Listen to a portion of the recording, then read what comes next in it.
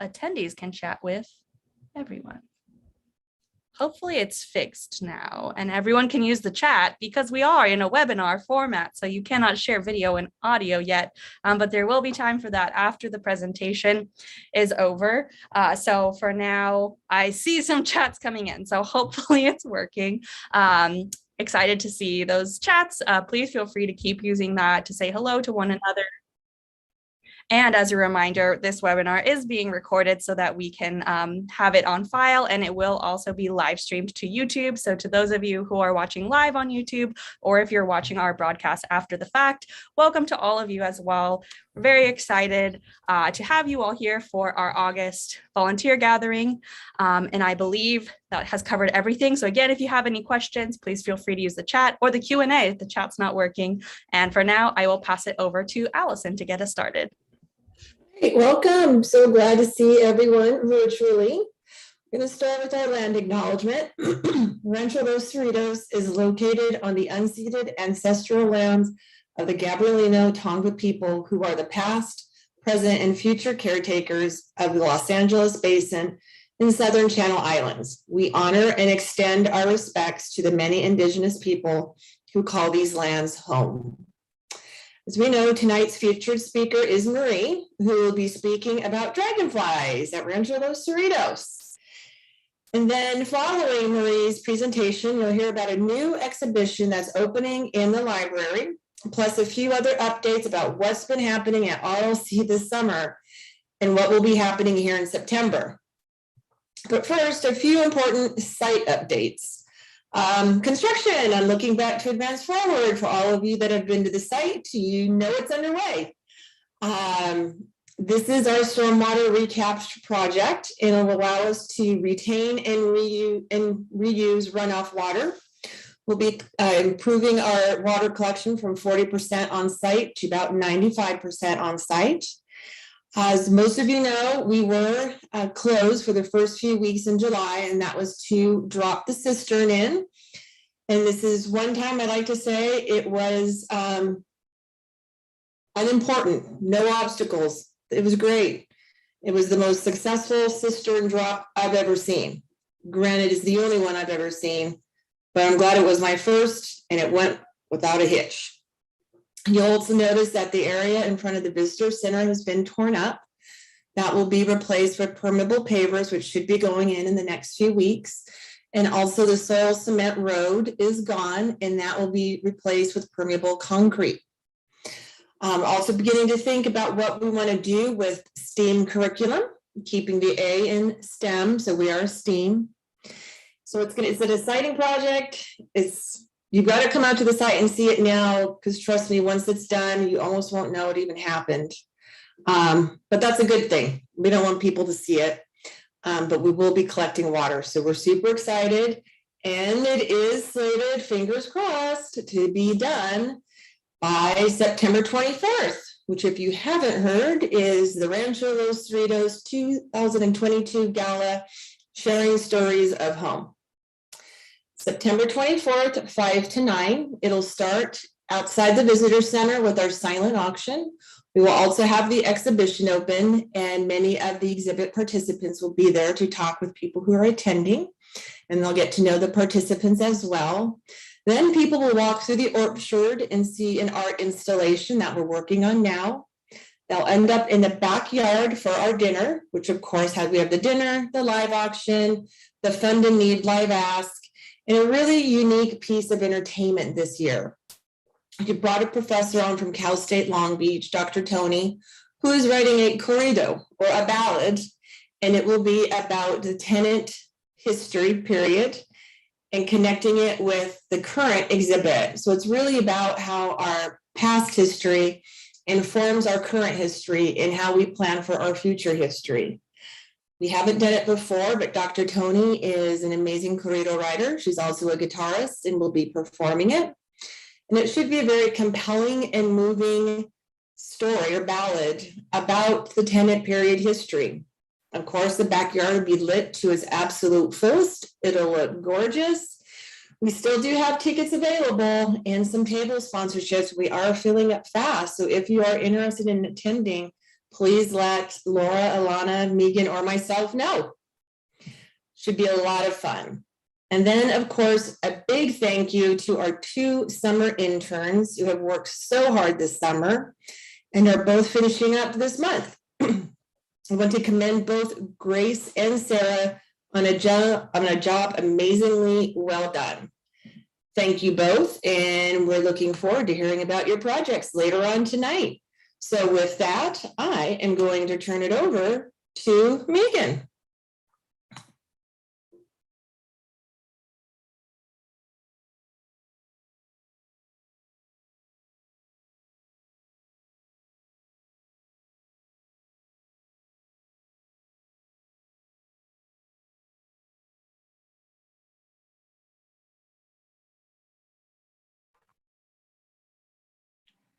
Not sure if that repeated. I want to introduce Marie Barnage McIntyre tonight.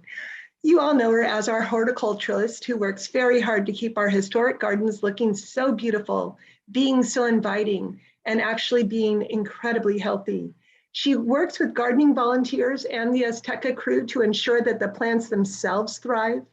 She works with garden docents to enable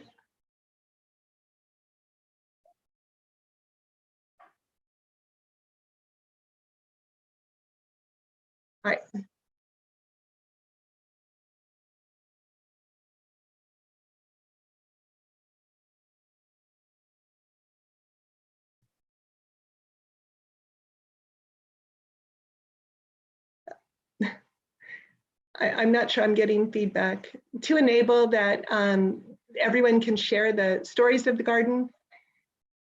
And she works with lots of others to make sure that the birds are recognized, that City Nature Challenge's bugs are recognized, and so forth. Marie once told me that when she first started at the rancho, there were no earthworms. That was a sign of ill health, of course. And she's worked hard ever since then to make sure that our gardens are beautiful, welcoming, and healthy. Marie, go ahead and take it away. Okay. Well, thank you for joining us today. I'm going to share my screen. And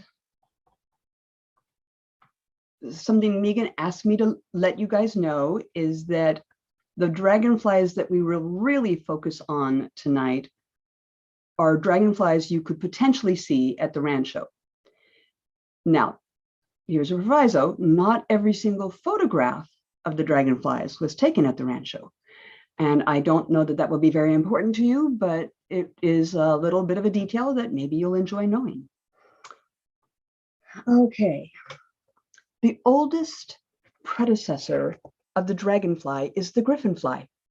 This dragonfly fossil dates back to the Carboniferous period, 350 million years ago, and had a wingspan of 30 inches. They were not the only giant insects at the time, and the working hypothesis is that gigantism was due to the elevated oxygen levels. In fact, there was twice the amount of oxygen in the air then as we have today. This would have made flying less stressful, and flying vertebrates hadn't evolved yet, so there were no airborne predators. It was these giant dragonflies that ruled the skies. This group went extinct in the Triassic period when dinosaurs and gliding reptiles appeared in the landscape. There were 2 other dragonfly subspecies that have been also discovered, only slightly smaller, but they were all within the same period. Geologically, soon after, about 251 million years ago, the Great Dying occurred. This was Earth's massive extinction event. We know that there were elevated temperatures. Carbon dioxide rose to 2,000 parts per million. Ocean oxygen levels dropped and acidity rose. It was known as the largest mass extinction of insects, not to mention other biological families. This occurred with a series of pulses and lasted 5 to 10 million years. Arthropod is a Greek word for a jointed leg, and they refer to the invertebrates that include spiders, crustaceans, centipedes, and other insects. They all have segmented bodies, jointed appendages, compound or median eyes, an external skeleton. Now, this exoskeleton can be leathery like a caterpillar, hard chitin like a lobster, or something in between like a grasshopper. Oxygen is brought directly in through tubes in the exoskeleton and goes directly to their cells. The largest class of invertebrates, representing 90% of the entire animal kingdom, is Insecta. They have the following body parts: 3 pairs of legs, 2 pair usually of wings, a pair of compound eyes, 1 pair of antennae, usually, a segmented body including a head, thorax, and abdomen. Those creatures that survive, adapted, and soft-bodied dragonflies are included in that. Dragonflies fall into a class called Odonta. Now, Odonta is also a Greek word referring to toothed one. And this includes dragonflies and damselflies. Damselflies showed up about 250 million years ago. It's interesting to note that only adults have ever been found fossilized, and it has been posited that their life cycles changed to adapt to an aquatic habitat. Several dragonflies coexisted, and while many are extinct today, at least 3 members of the group survive today with 5,000 species identified. A lot of dragonflies. The life cycle of these creatures is considered incomplete metamorphosis. This means there is no pupa. It starts with eggs laid by the adult female, and methods depend upon the species. But they're usually in or near water. Dragonfly eggs are only 0.05 millimeters in diameter. And damselfly eggs are cylindrical, meaning that they're and up to 1.1 millimeters. They're 0.1 millimeters long. When the eggs hatch, the nymphs, which is what you call a larva of a dragonfly or damselfly, are fully aquatic, living amongst the habitat or biome found in slow-moving or even stagnant water. Dragonfly nymphs are short, squat, with a pebbled texture. They're equipped with internal gills that suck in water when they expand their body. As it expands the water flows through the internal gills. When they contract their body, the spent water is ejected using jet propulsion that literally thrusts the insect forward, which is a great escape mechanism. The damselflies are more svelte and delicate looking and have 3 fin-like exterior gills at the end of their abdomen. Depending upon the species, they have up to 6 to 30 molts over a period of maybe 3 months to sometimes over a year.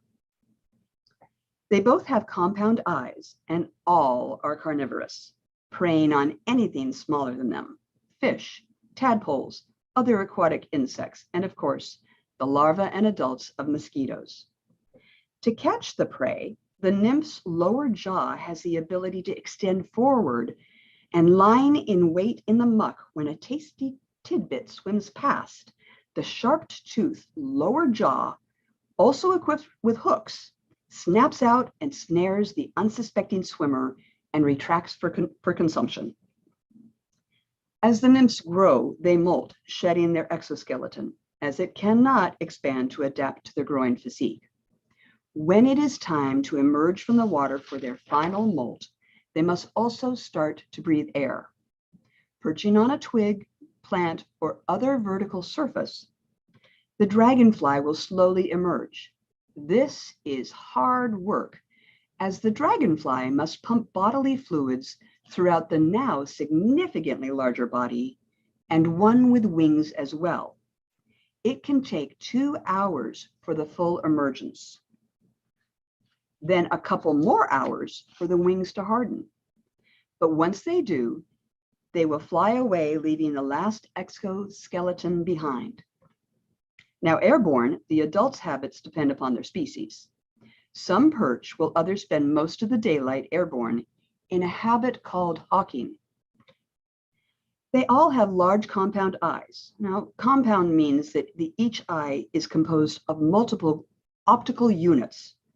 In the case of dragonflies, each one of their eyes has between 28 to 30,000 units, and they are capable of 360-degree field of vision. They also have 3 simple eyes with powerful receptors, and this gives them the ability to see in the dark. Now, dragonflies need warmth to fly, but I have often encountered them flying before dawn on warm mornings. We haven't had any of them lately. This is not only makes it easier to see their prey, but as they no longer rule the skies themselves, they have to be on the lookout for predators to protect themselves. Scientists have determined that there is so much visual data taken into the dragonfly's brain that it literally occupies 80% of the brain function. Their eyes are so large, they all but cover the head. Damselflies are located on the side of the head. They do have antennae, but they're really small, not something you're going to notice. An adult dragonfly's jaw still has the ability to thrust forward to hook prey, snapping back into place. And they are not picky about what they're going to eat. It can be a swarm of, or a keck of gnats, or mosquitoes, other small flying insects, and you can see multiple dragonflies hunting together as long as it is unclaimed territory. The thorax comes after the head and supports 6 barbed legs that allow it to perch and occasionally help it grab its prey. But you won't see them going for a stroll, as these legs were not designed for walking. And why should they, as the top of the thorax has 2 sets of wings? They are transparent, making it easy to spy the venation. And these veins add strength while still maintaining flexibility, as well as have pleats that can be used to create lift. Each species has a different venation pattern, and there are 77 species of Odonta just in Southern California. The front wings tend slightly smaller, with a notch that you can see in some of these pictures in the leading edge, and a slight size difference between the hind and forward wing actually allows faster speed for the dragonfly. They can get up to 35 miles an hour. The wings are connected by strong muscles that control the beats, as well as allow each wing to move independently. This is something of an aerodynamic dream machine, capable of incredible agility, turning, stopping, hovering, and even flying sideways and backwards. They cannot fold, so at rest, the wings will be perpendicular to the body. This is a blurry photograph, but I love the fact that you can see all the different angles of the wings. The abdomen has 10 or more segments, and it is flexible. The male has appendages called claspers, used to cling to the female during copulation. Some species will fly clasped together, some do not. After mating, the female will lay her eggs, and males will stake out the territory and patrol it, warning off other lotharios that might be looking for females. Dragonflies are found on every continent, with the exception of Antarctica. With that kind of dispersal and their high visibility, it is understandable that they are associated with multiple legends. A village, long terrorized by a dragon, had run out of sacrificial sheep, so the villagers started offering up their children. Along came a brave Turkish soldier named George. Horrified by what he saw unfolding before him, he offered to ride his horse into battle against the creature. With the horse kicking, stomping, and distracting the dragon, George, wielding his sword successfully, killed it.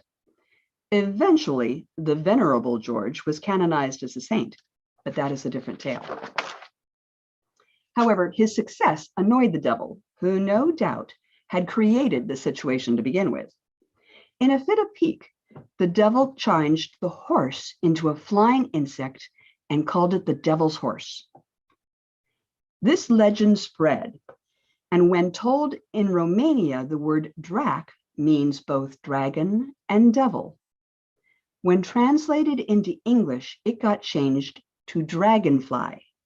Not only did the English change the name, but they also spread the fear that the dragonfly, still associated with the devil, would steal the breath from anyone weak or injured that was near the water where they flew. So for years, the fearful of Great Britain did their best to wipe out the dragonfly population. The ones known as darners were so called as they thought the long, narrow abdomen resembled a darning needle. That led to a myth that they could sew up your lips if you told a lie, or your ears if you sought out gossip. Another name is the devil's darning needle or horse stinger. In the Hopi and Pueblo tradition, a small village was hit with trouble, so the villagers decided to search for a better area to settle. Somehow, a young brother and sister were left behind. To calm his sister, the boy took dried grass and debris from the failed corn crop and fashioned an insect doll for his distraught sister.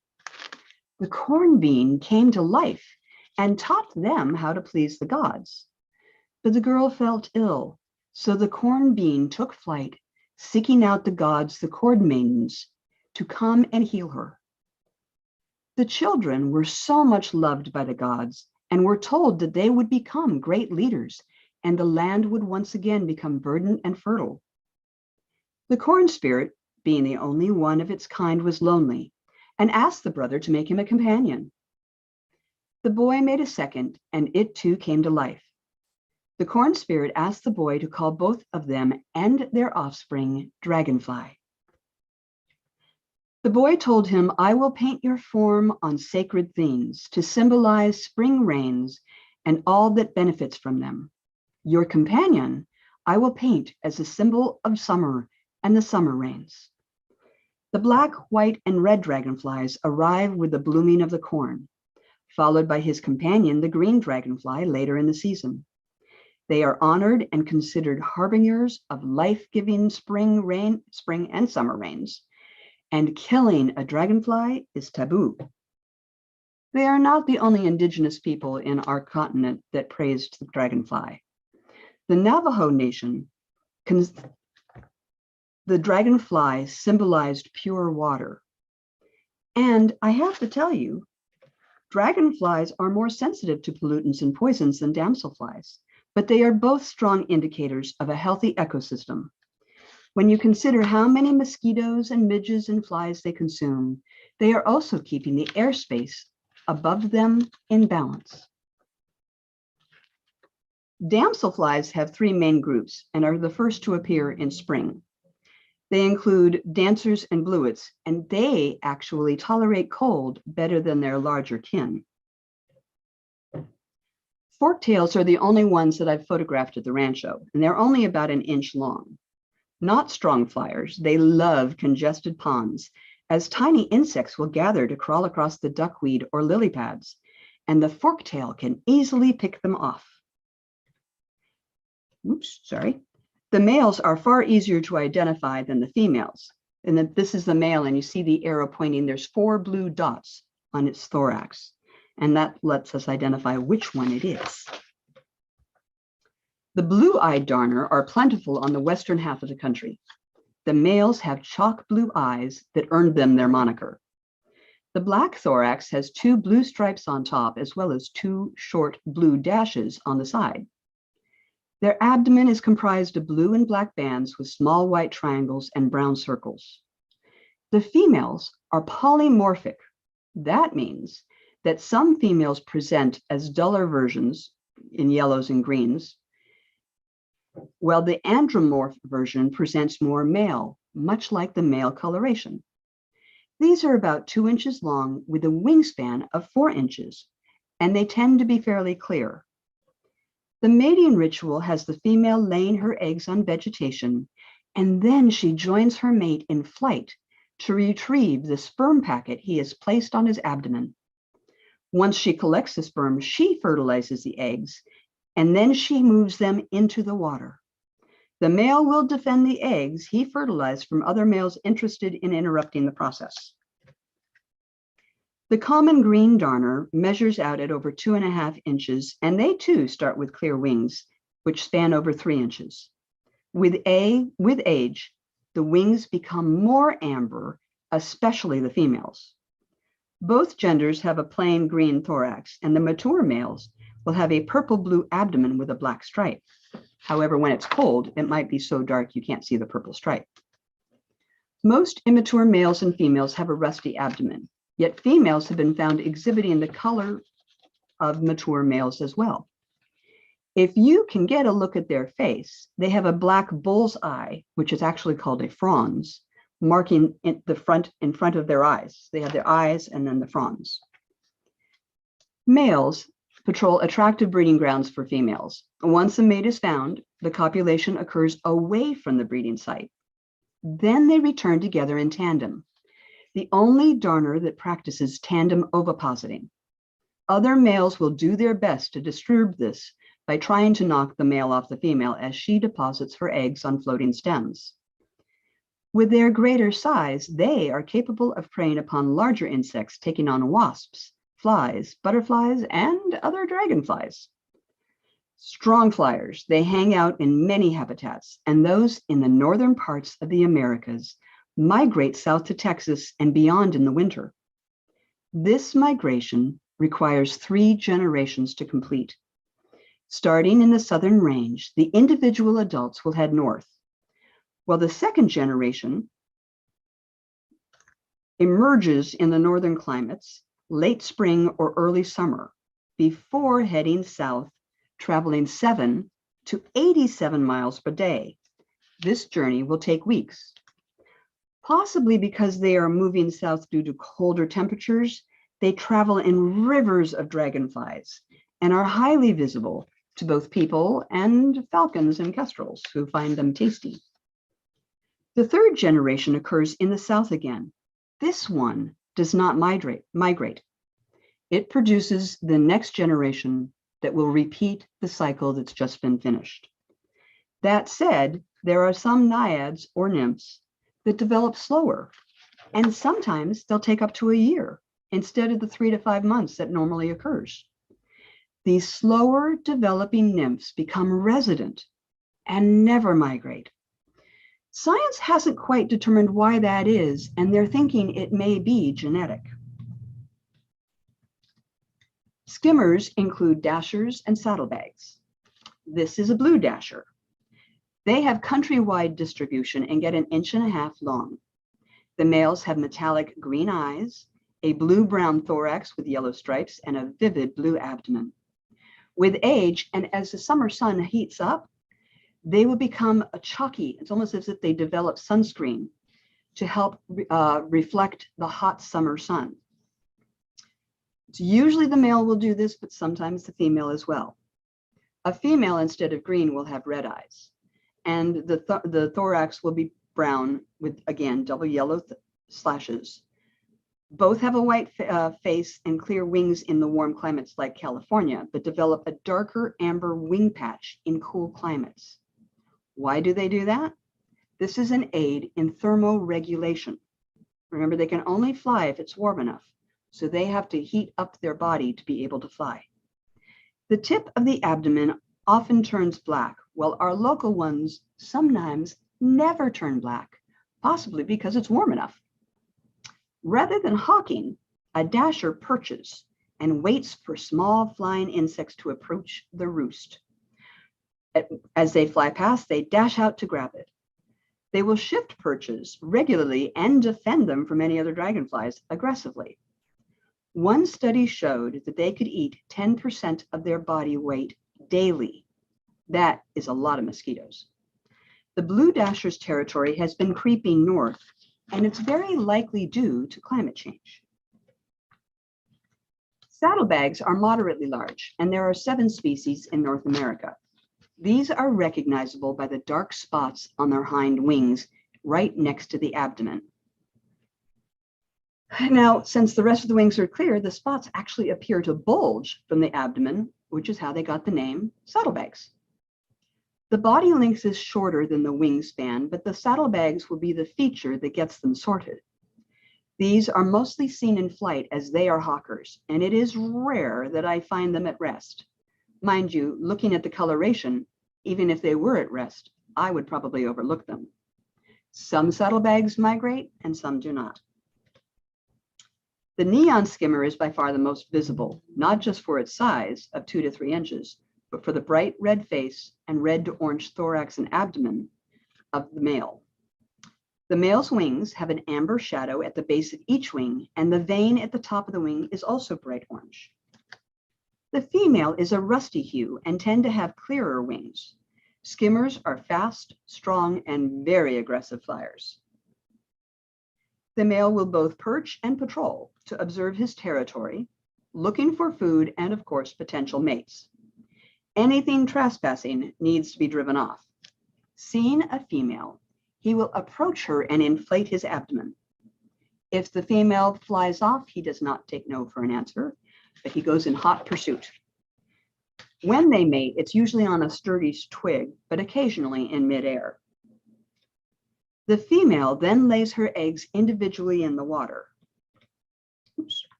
No, why aren't you going? My video isn't working. Well, I had a video showing that the female laying eggs.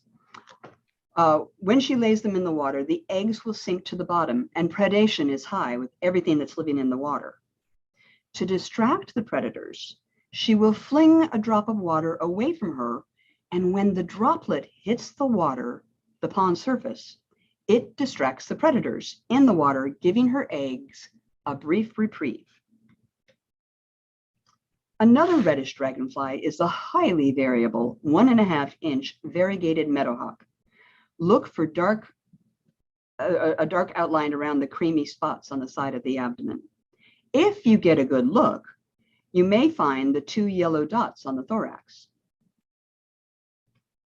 The abilities of these gifted aerialists have been studied for drone development since the 1970s.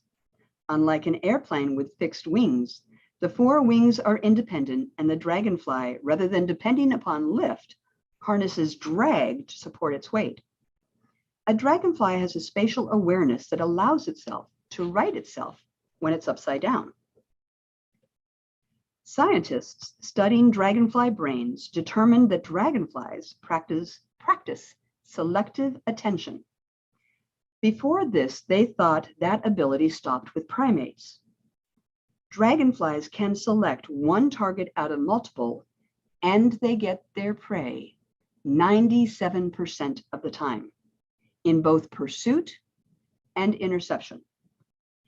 Keeping the prey in sight, the dragonfly does not just, I'm looking at the second part of the slide here, does not just adjust its vision to the prey movement, but adjust its whole body, which leads it to being a highly obvious successful predator.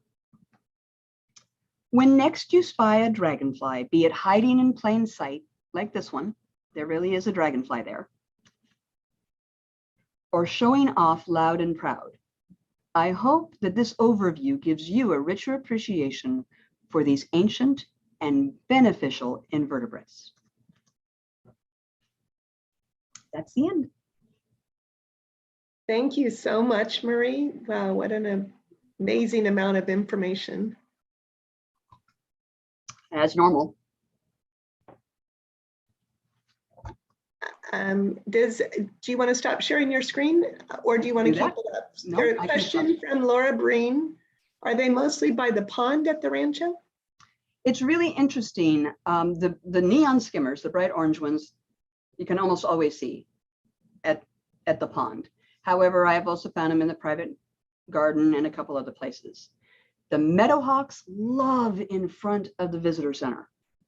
and it's a great big open space. And we often do get kecks.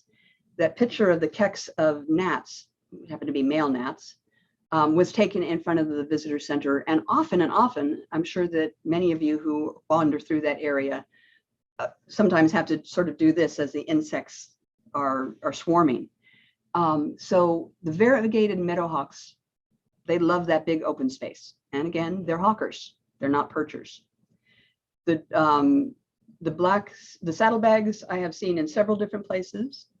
The green darners, I've been fortunate to find perched a couple of times, so they were not by the pond.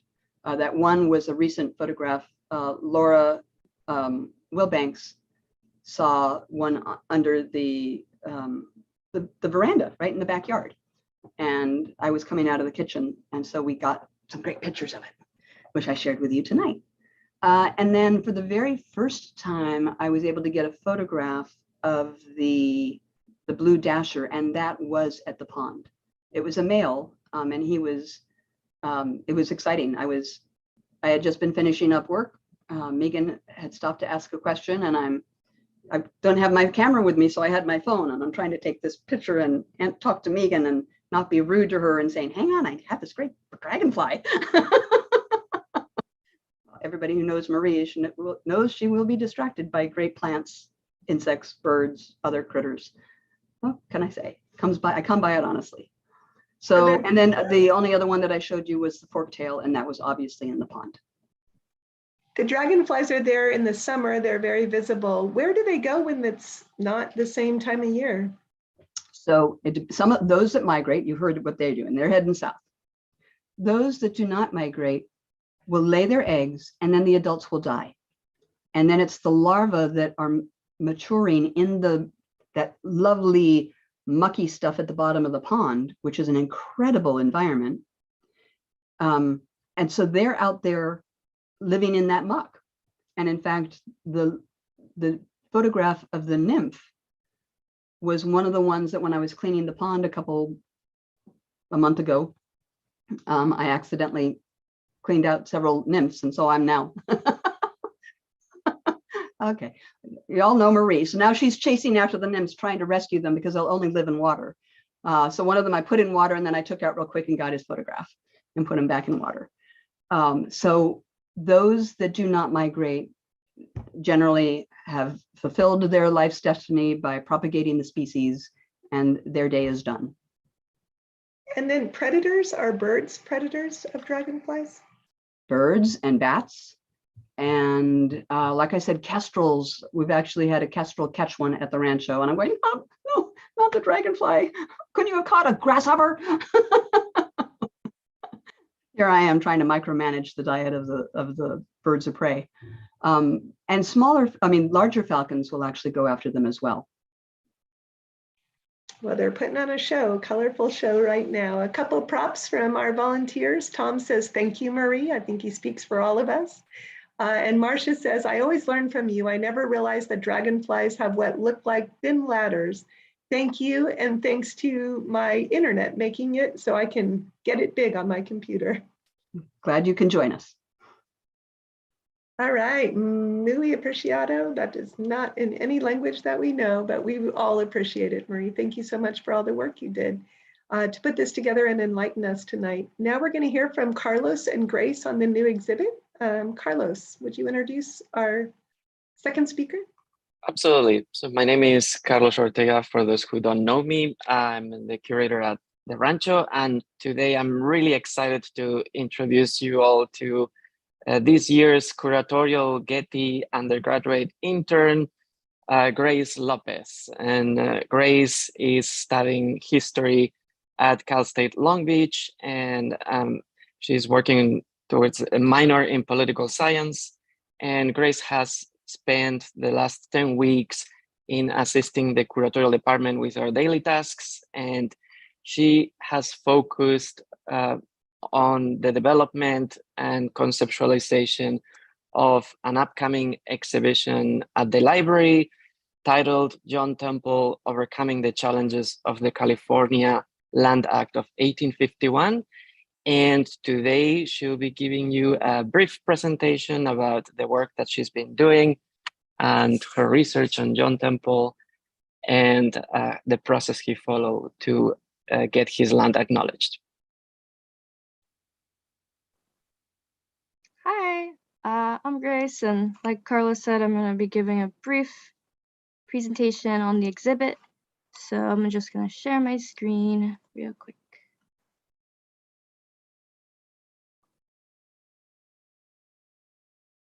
Can you guys see that?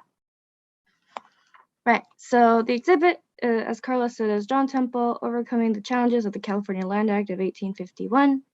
And so the purpose of this, just for those who may not know the prior knowledge, the California Land Act of 1851 required all Mexican grants to be verified, which proposed a lot of problems for those who maybe didn't have the title on them or just in general. And the John Temple appeal document that was donated to the rancho shows the process of what verifying the deed would have looked like for John Temple, challenges and all. And what this exhibit will show are the two accounts of the consequences of the California Land Act, one being John Temple and the other side being a California woman named Maria Amparo Ruiz de Burton. So, where's that button? Okay.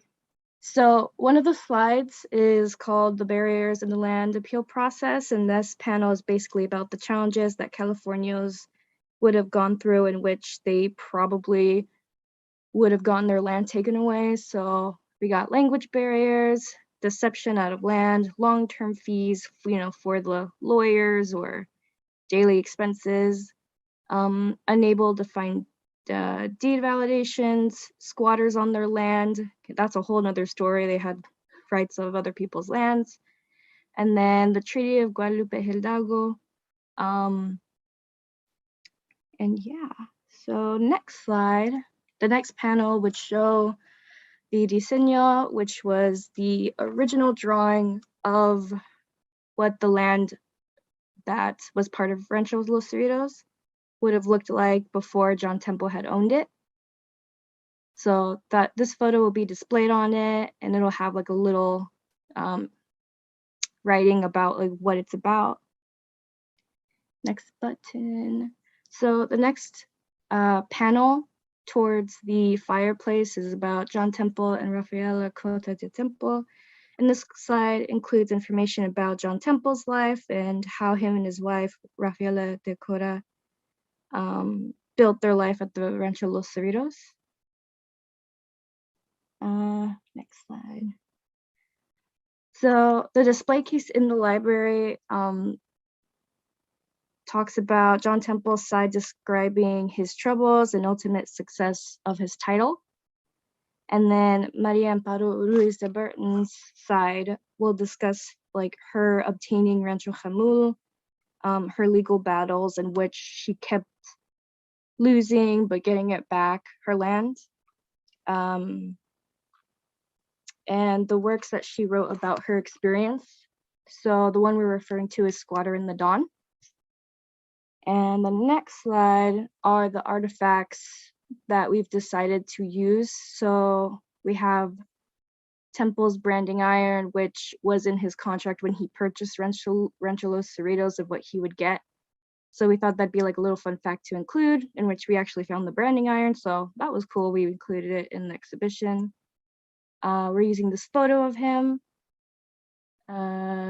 We included a photo of Rancho Los Cerritos. It is a little later than his time, but besides that, it's, I think, the earliest photo of it.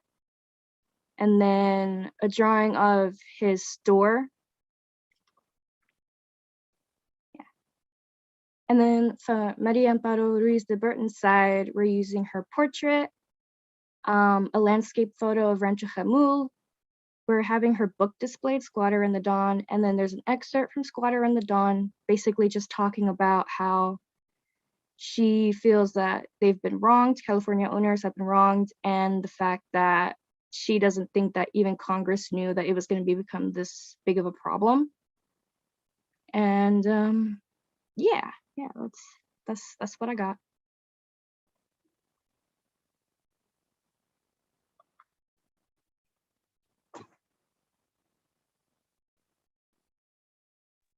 Sorry, Grace, thank you so much for preparing that for us. It's exciting that it'll be in the Rancho's library very shortly. Can you tell us, as you were going through this internship, what are some of your key takeaways from the summer? Working at the Rancho or the exhibit? Oh, both. That, you know, everything's a process, and that even when you think you may have what you're going to go for, you may come in the next week completely scrapping it and then redoing it. But the good thing is that you just keep moving forward, because progress, even if it's a little progress, is still progress. So Great. And how about, have you ever put together an exhibition before? no, this would be the first time. So What do you think are the most exciting parts of it? What really was thrilling to you? I think probably finding the things for the comparison, you know, for someone like Temple, who was, you know, successful and had resources, versus someone that probably that didn't. And, you know, the fact that Maria Amparo Ruiz de Bern was a woman, a California woman. I liked doing that comparison. I thought it was fun. Well, that brings up two questions, the same question twice. Where was Rancho Humul, and what can you tell us a little bit about? It was in, I believe, San Diego, and the way she obtained it was that it was the former governor of California, Pio Pico.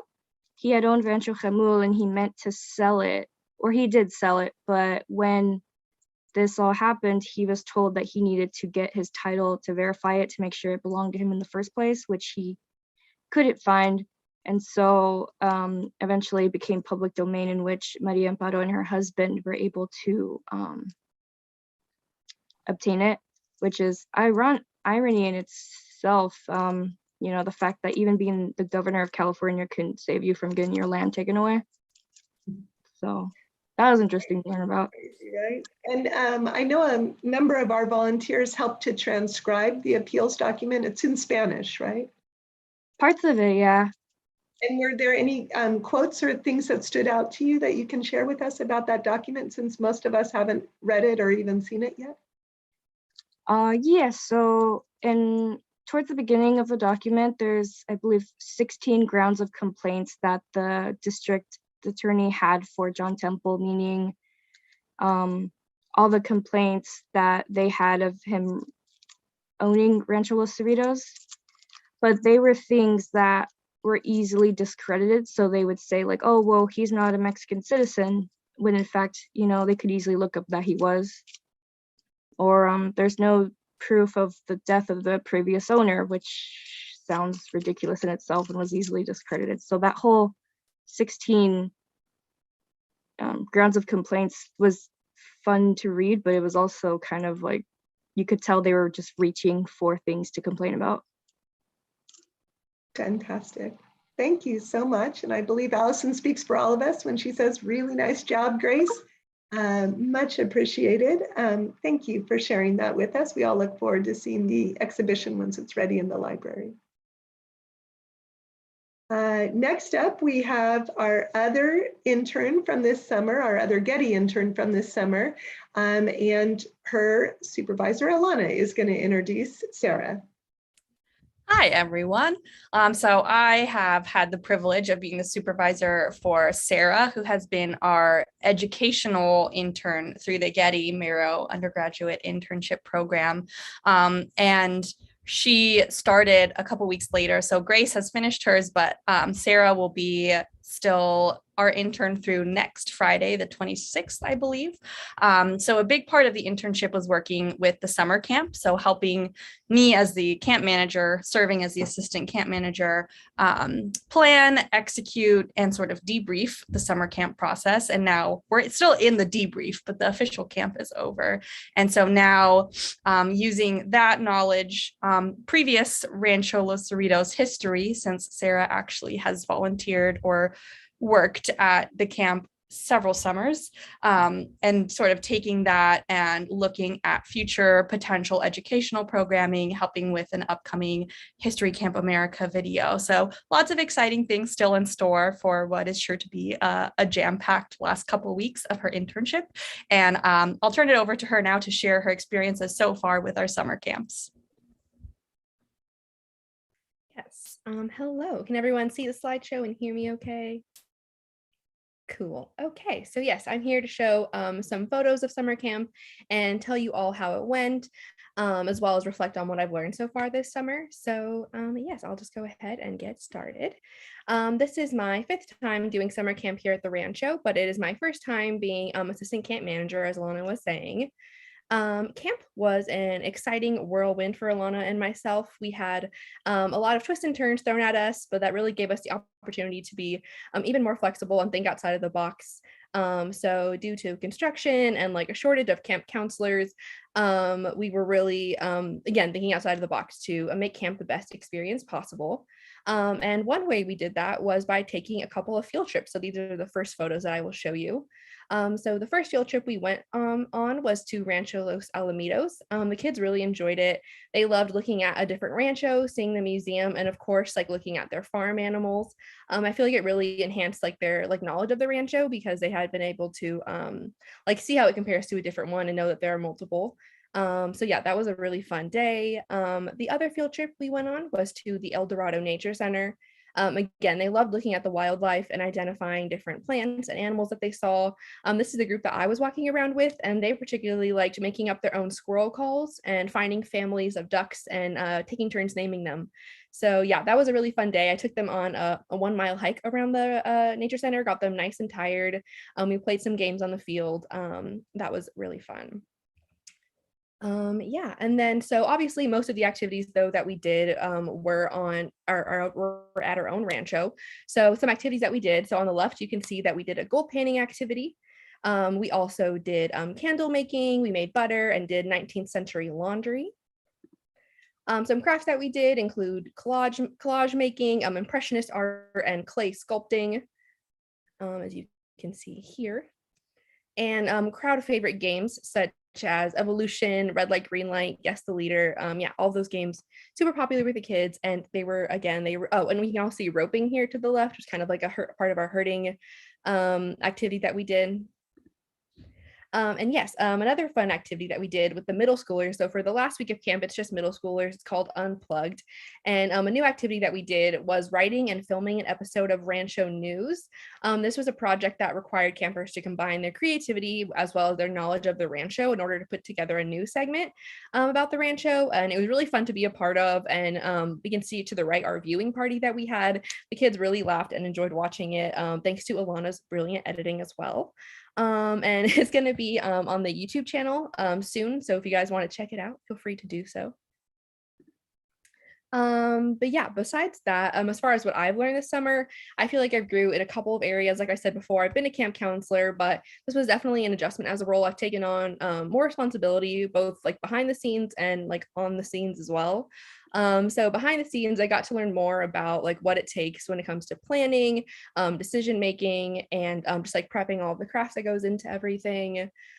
But also like on the scenes, I've become better at commanding attention from the campers, and explaining activities in a coherent way, but also with one-on-one working with campers as well. Like in the past, just being a camp counselor, if there was a camper with like behavioral or emotional problems, it was easy just to be like call Alana over and be like, help please. But now I felt like I had a lot more confidence in dealing with the campers myself, and I felt like a lot more confident with my leadership skills at the end of camp. So yeah, it was a great learning experience overall.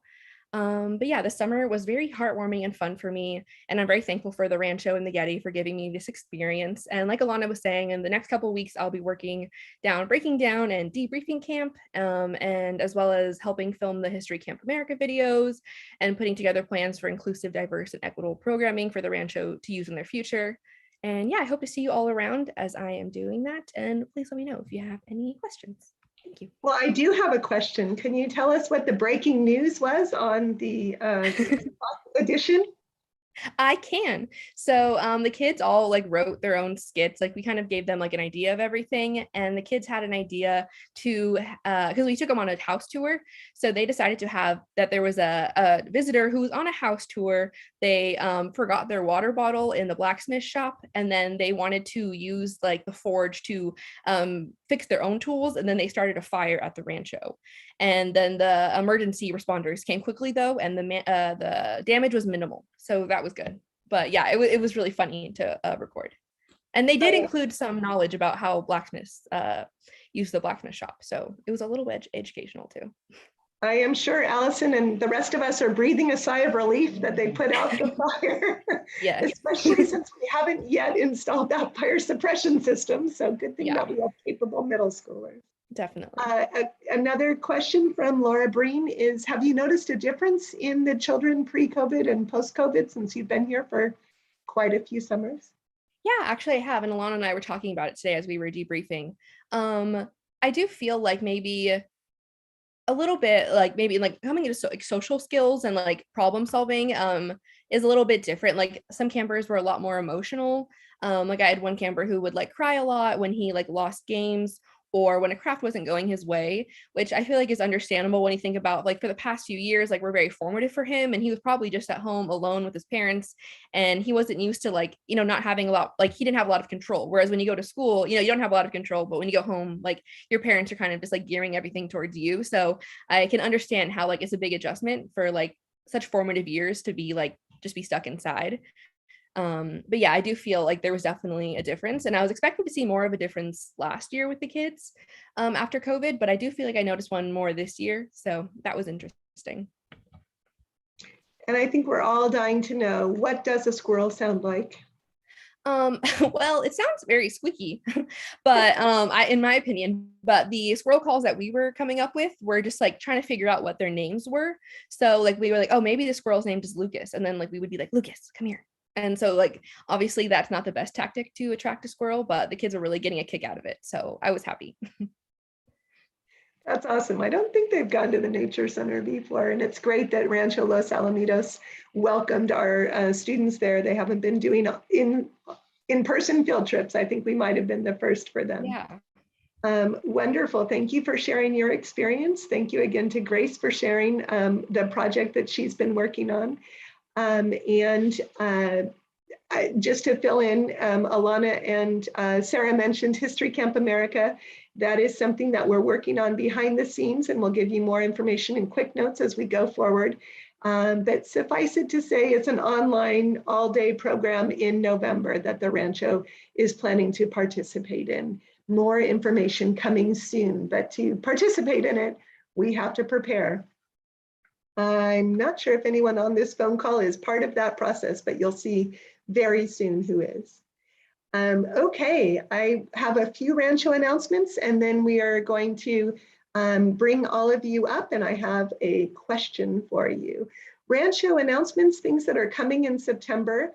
Very exciting. There are 3 Saturdays in September. Well, 4 if you count the 3rd, which is the holiday weekend, but since I will be in North Carolina, I'm not counting that.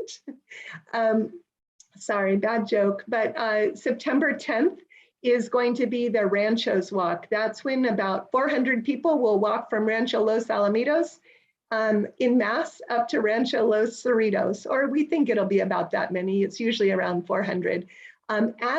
People are welcome to do a 9-point-something mile version. That's all the way from Alamitos to Cerritos.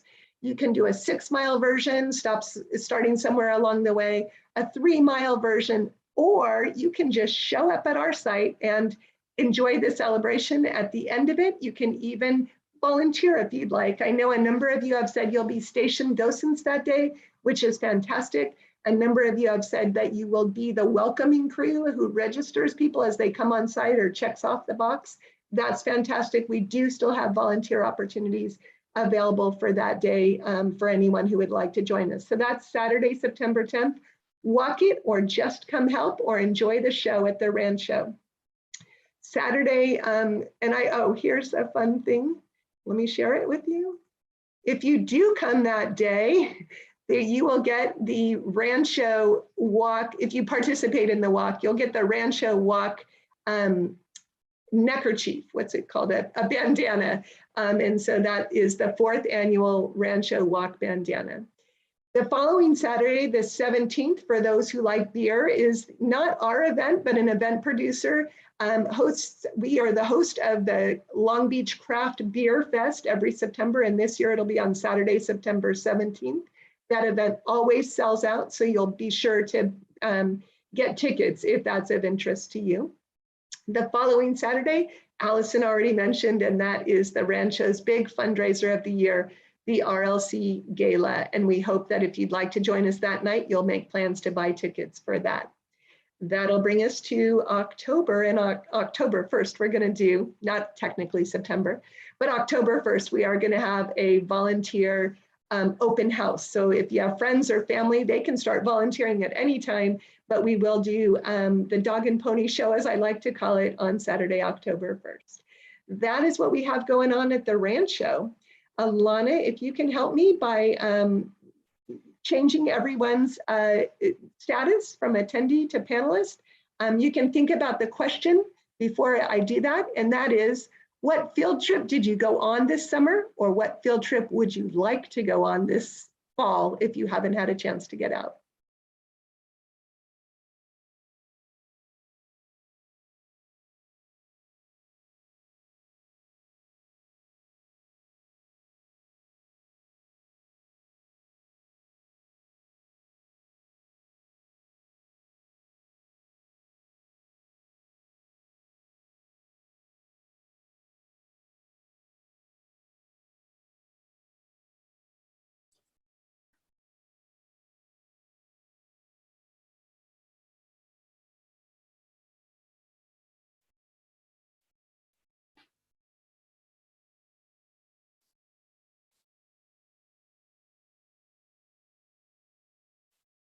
Bear with us as we finish promoting as many people. That's the term that Zoom uses, promoting to panelists or changing your status.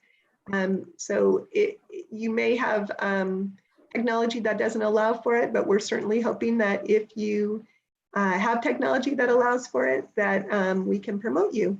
If not, you can always add in the chat what your field trip is.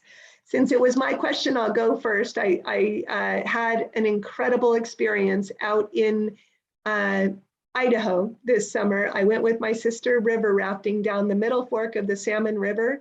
I didn't even know it was a thing, but my sister found this opportunity. We flew into Boise, and that's what I want to tell you about, because I went to the Basque History Museum. In fact, I took pictures of songs that I think were in the Basque language and sent them to Carlos and made connections there, but they have an incredible resource there. I bought a book that is called When the Basques Ruled California, and it's making the argument that the Spanish who came here were actually mostly from the Basque region. Who knew? Unfortunately, it wasn't available in a Kindle, so I'm reading it really slowly because I'm sort of maladept these days at turning pages. All right, so that was my field trip to the Basque History Museum and eating out at an incredibly delicious Basque dinner. Deirdre, I would love to call on you and find out what your field trip is that you went on or that you would like to go on. Okay, sorry. So this is a field trip. What are you talking about? What we're doing this summer or what? Yeah, just a fun experience that you've had, or that one that you're planning that you would like to have. Okay. Let's see. That I've had. Okay. Well, I don't know what to say. I just went to San Diego. How's that? No time or money, but I have fortunately some friends. Stayed in Del Mar and visited in Oceanside, San Diego, La Jolla. Don't have to spend a lot of time and money to have fun. You don't. You go local or go midway like you did. That's awesome. Deirdre, you get a call on somebody else. So whose ever name you see on the screen, please call on Okay, them. who's Jacqueline? Her video's not on. All right.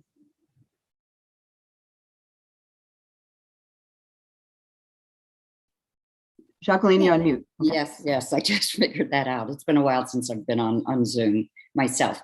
Well, I was thinking about the field trips, but I'm going to tell about the trip that I had an opportunity to go in the 1st of July.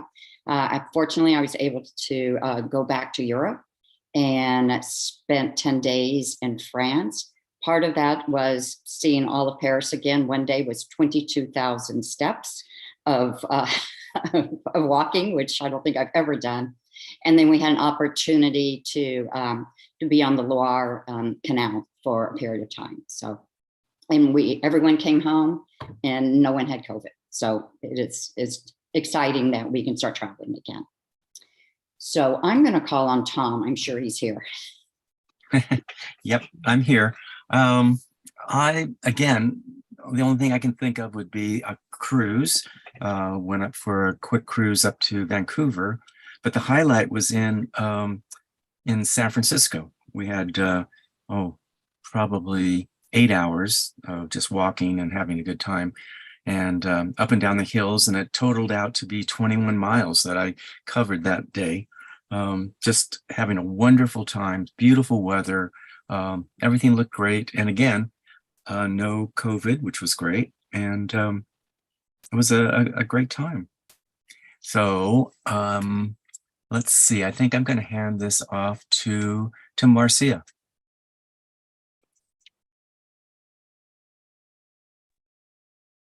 Well, 90% of my summer was sitting on my swing in the backyard because I wasn't allowed to go places.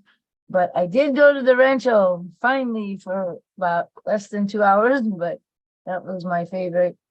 But if I were going to pick a thing in the future, there's millions of them I'd still want to go to. But I took out my Model T yesterday and actually pushed it down the driveway and started it, so it still works. So that's my goal, is to get to drive the Model T at least around the block. And picking, let's see who I'm picking.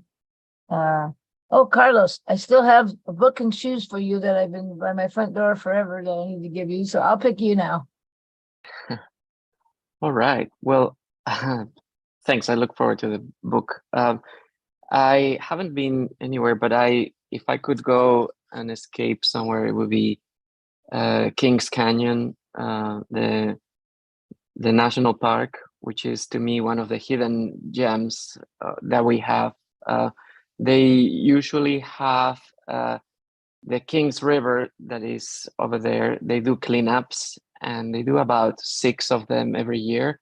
And campers get together, and they clean the whole river, and you camp with them for a couple of nights. And that's something that I have never done, but I follow them on Facebook. And if I could, I would love to go in October. That's it. I would like now to ask Laura, tell us, what have you done or would like to do? Hi, the only thing I could think of, I go to Santa Barbara frequently because my daughter lives there, but this summer I went to, they have a natural history museum, and they have also, they had one of those butterfly displays there, which when I go to South Coast Botanic Garden, I've always been a little leery about going in there with the butterflies. But I went to the one in Santa Barbara, and it was actually very, very nice. It was kind of interesting to see the butterflies, and you walk from station to station, and I thought it was pretty cool. And who could I call next? Let's see, how about Linda?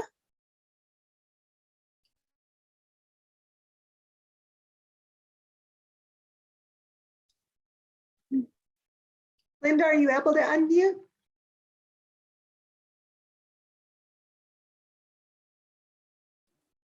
Who did you call on? You might have to type it into the chat. Oh, there she is. Great. Hi, Linda. Hi. I'm looking forward to a trip at the end of September with my daughter and son-in-law to Niagara Falls. We're going to fly into Toronto, go see both sides of the falls, and then take the historic, either it's Highway 20 or 24 instead of the freeway, And we've picked out points of interest such as the Women's Suffrage Museum, the home of Katie Stanton, and they, of course, are hot to go to the Baseball Hall of Fame, and so we'll go to Cooperstown and whatever else we find along the way. I just found out that there are the 5 of the Finger Lakes of New York, so we're going to see those also. I think we've planned more than we can possibly do in the time we have, but I'm looking forward to it. And let's see, I don't know. Oh, how about Joyce and Martin?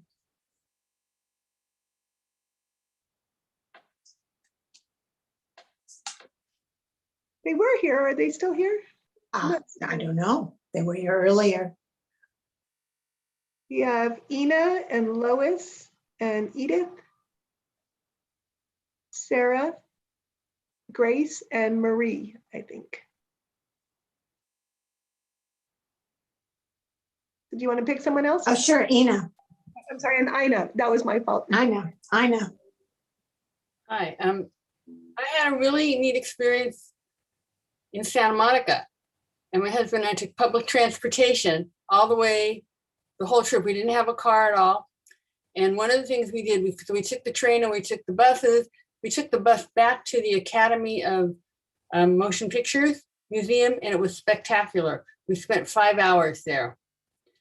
I'm not a huge movie person, but I could become one. It was just, if you have the opportunity, it's beautifully laid out. It's just wonderful. And you just learn so much. And it was just a great experience. I'm happy I got to do it. I have to pick someone now, huh? Grace, how about you? Hi.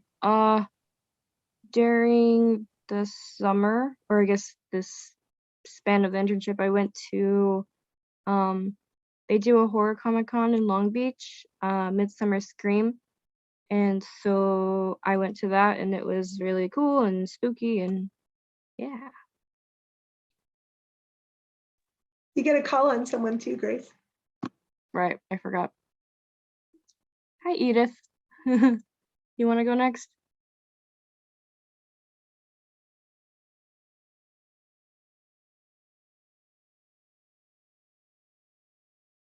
Unmute. That's how I do it. Unmute.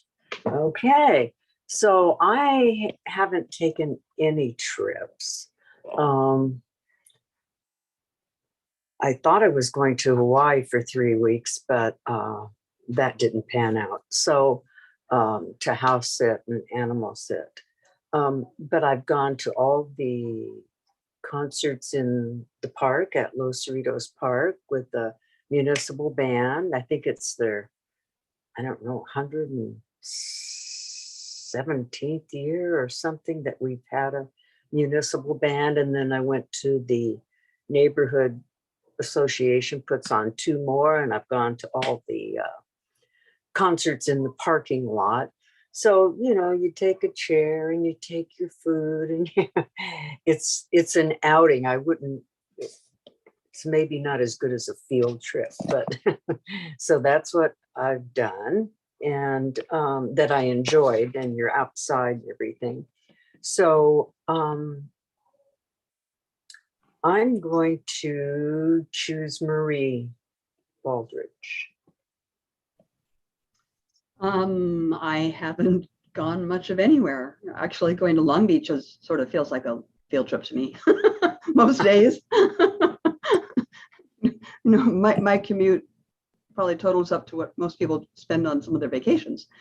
But I am toying with the concept of heading to the desert this fall, as I am looking to see some of the fall migration of the bird species and anything else that happens to look exciting or marvelous to me. Much like Deidre was saying, I'm looking to see where I can sort of do this economically. So it isn't hard and fast yet, and I haven't quite figured out when, but I'm toying with that concept. Lois, how about you?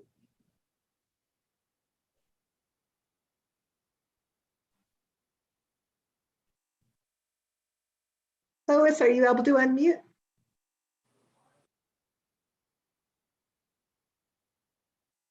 All right, if she pops on, that'll be awesome. Otherwise, I think the last person we haven't heard from yet is Sarah.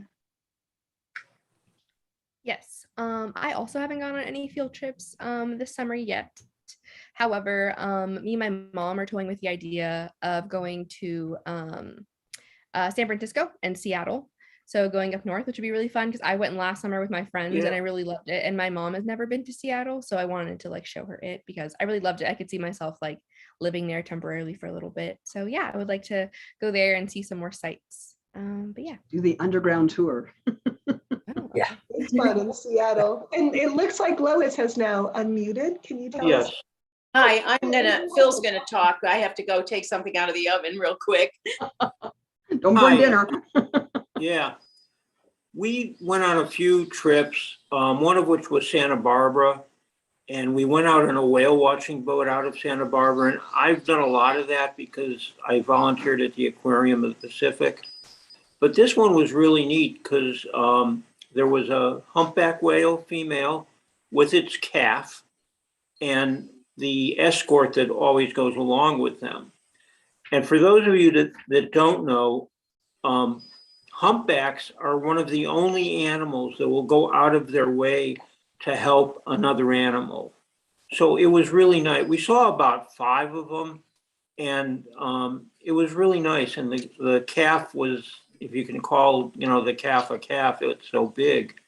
But we did that. And then we did one also up to Lompoc, Return to Freedom. Mm-hmm. Return to Freedom, which is the Mustangs. Horse sanctuary. Horse sanctuary. That was really nice. So we did a few of those trips. Tell them you get a tour. Oh, that's good. You get a tour of the 300 acres of the rancho there and all the Mustangs that are there. Fascinating. You guys are always blowing me away. So many different ideas and experiences and everyone's contributions tonight. Thank you. Joy, are you able to unmute or no?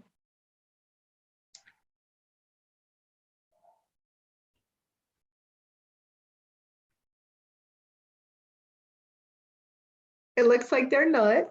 All right, thank you all for being here tonight. Let me just quickly review what you can come do at the Rancho in addition to all of those wonderful things I talked about in September. We have gardening every Tuesday morning, and that is people who like to get grubby for the good of the Rancho. Marie will put you to work. Garden crafts are generally on the first Friday of the month, although sometimes she adds special things, so check quick notes. But if you're crafty or want to become crafty, feel free to register for garden crafts. Public hours volunteers, and a special shout out to anyone who can help this Saturday or Sunday when we are woefully low on volunteers. But anytime, we'd love to have your help. Wednesday through Sunday, 1 to 5, extended hours on Saturday morning. We have storytime readers on Tuesday mornings, bilingual storytime readers on Saturday mornings. And next month, our volunteer gathering will be in person at the Rancho. You are not going to want to miss that, but I'm not going to steal the thunder because I'm going to tell you all about it in Quick Notes. Be sure to check the September Quick Notes, but it'll be on Tuesday, September 20th, 5:30 to 7. All right, thanks for everyone for joining us tonight. Thanks for everyone who watched the recording later. I did send an email to Laura with everyone who logged on today, but if you logged on YouTube, or watch this recording later, please log your hours. It counts as volunteering. All right, thanks to our presenters. Can I ask a quick question? Oh, please, yes. I'm sorry, the walk 9 mile event, September, is it on the website? Oh, thank you. I did check our website and it looks like September has not been posted yet, but there is, the city of Long Beach is actually who you register through. So that's how you would register for the walk if you want to do it. And it's free. I should have mentioned that up front. Yes, but I was wondering because when I volunteered last month, I was telling all the guests about it and to go to our website. Then I found out it wasn't there. And yes, I know Sustainability Office is sponsoring it, but how do people who know us know to go there to We'll find get it. it on. Thank you, Deirdre. I just noticed that tonight myself. I appreciate that comment, and we will get it on. City of Long Beach is just posting it themselves, but thank you, and we need all our September events. I wholeheartedly agree. All right, thank you, Sarah, for your presentation tonight. Thank you, Marie, for your presentation tonight. Thank you, Carlos, for Grace's presentation tonight. Grace is actually already done with her internship last Friday, and she came back tonight anyway to share that information with all of you. Sarah, we still have around for this week and next week. Good night, everyone.